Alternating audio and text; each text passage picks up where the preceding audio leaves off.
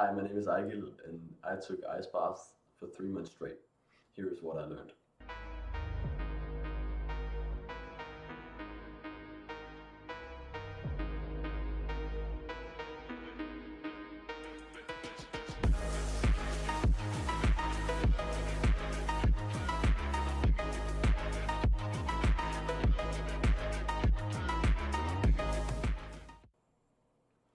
So I learned a lot while doing this challenge.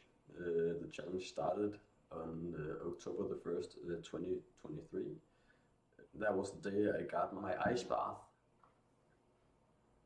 At the start of this video, I'm going to talk about how ice baths has affected my life for the last 3 months and how my life's gotten better, like exponentially better by doing this for 3 months straight. So there's a lot to gain from doing ice baths. A lot of studies has proven that as well. The first thing you gain has something to do with your dopamine levels. Dopamine is a molecule inside of your brain that has to do with motivation. A lot of people think it is the molecule of like happiness and reward, but it's more the molecule of motivation. You get more dopamine from like seeing that burger when you're hungry than actually eating it. Um, so it works to kind of motivate you and to get you to do hard things, or at least get you to do things that the brain wants. For example, eating when you're hungry and stuff like that. The dopamine system works in spikes and troughs, and there's something called the dopamine baseline. That's if we say the dopamine baseline is here, that is like your normal level of dopamine before you do a task. So for example, say you eat a piece of candy, your dopamine level might go like this, up in a peak, but because of the fact that candy is a short-term reward, your dopamine system or your dopamine level will go down afterwards in a trough down here, lower than the baseline you had before. And then it will take time for your dopamine level to recover up to baseline again. Doing something hard like an ice bath, for example, it takes your dopamine level like this. It goes like this, and then it peaks because of the fact that you did something and got motivated by it. But instead of going down into a trough, it actually stays here and slowly decreases over time. But it takes like 3 to 4 hours for it to go down to baseline again.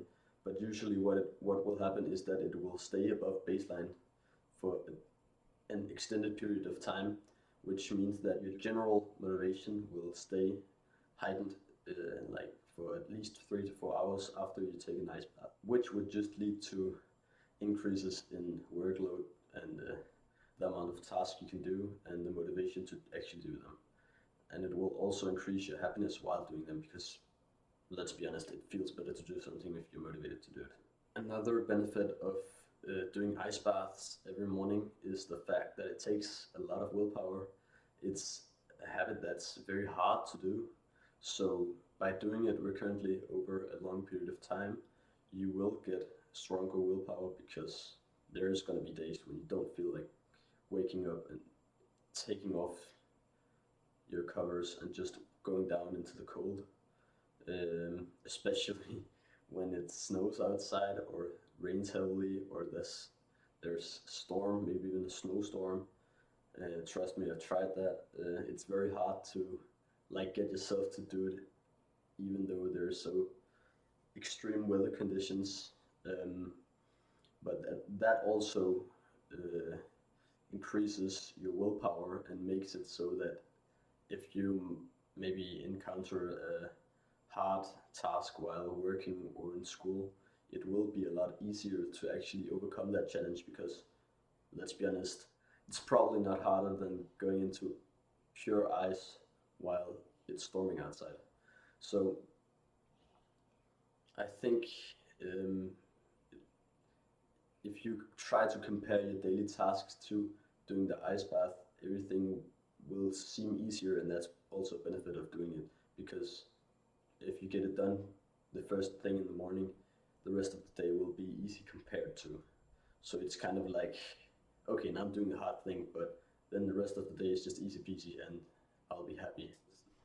It also learns you how to deal with stress and how to breathe while stressed, because you enter a fight or flight mode when you do the ice plunge.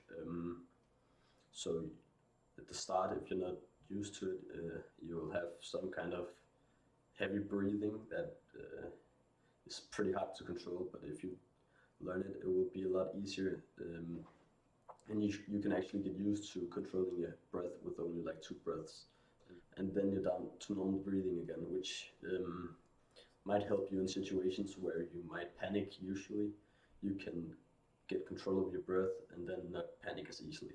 So that's also a benefit. And you can also combine it with, for example, getting sun in the morning, which has also been proven to lower stress and help you get better sleep. So that's also a bonus thing you can do. Just look at the sun while doing the ice bath in the morning if it's not dark. And it's pretty hard to start doing this. I mean, I started doing it like from day to day, but I also was used to doing cold ice showers, or at least cold showers. Um, so it was kind of easy for me to convert from that to the cold plunge. But I think the most important thing is that you try to do it every day, at least if you want to do it as a habit, because that's a way easier way to get it like into your system and to do it automatically every morning. And I think one of the most important things you have to do if you want to create a habit is raise your minimum. And what I mean by that is that you don't skip a day. If you feel like skipping a day, it's way more important to just go down and just do 5 seconds, just dip, and then go up again. That's 1,000 times better than not doing it at all. So I think you shouldn't expect yourself to do 5 minutes a day and then think if you don't do the 5 minutes, it doesn't matter anyways. It's way better to do just a dip a day than doing 10 minutes one day and then missing 3 days and maybe doing 5 minutes or something like that, because you won't create a habit that way. And you can always just progressively overload over time. So like maybe the first 10 days you do just a dip and then you increase it to like 30 seconds or a minute. And I think that's the best way of going about it, because then you much easily create a habit. So raise your minimum, but be aware that you can't just go full out. That would be the same as me going into the gym for the first day and expecting to bench 100 kg. You can't do that. You have to start with the lower weights and build up over time, because it would be kind of weird to say like to a man that hasn't trained ever, oh, if you don't do 100 kg today, you can't train, because then it doesn't work. You need to build it up over time instead of just expecting to be like a superhuman that can do 5 to 10 minutes a day every day. And I mean, if you can, that's fantastic, but most people can't do that every day. So to create the habit, it's much more important to just do at least just do some than to not do anything at all, because then you won't create a habit. Then you'll just forget about it the next week or something like that. So of course, on good days you can always do more. If you get down into the water and you feel especially good today, you can just do maybe like 3 to 5 minutes if that's what you want. But not expect yourself to do that every day, because then you know that if you go down into the water, you have to do 3 to 5 minutes, and then you might not end up doing anything at all. And it's way better to just get some done than to not do anything at all. And a way of like remembering that you have to go into the plunge is maybe if you're brushing your teeth in the morning, which obviously you should be doing, you can maybe remember to do it just after you brush your teeth every morning, because you already remember to brush your teeth, and then try to link that brushing your teeth with taking on your swimming trunks. Or maybe if you're sitting at the toilet in the morning, you can hang your swimming trunks so that you have to like stare directly at it while sitting at the toilet, so that you will remember it much easier. Because if it's visible, it's much easier to actually remember and actually do the habit instead of just forgetting about it. And obviously, I don't know everything about ice baths, so I recommend that you go watch Andrew Huberman's podcast on cold exposure, and I've linked that in my description down below, so you can go check that video out because I think it is extremely helpful with getting all aspects of cold plunges and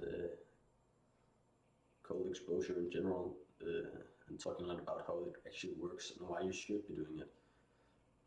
But I think that was all for me, so thank you for watching.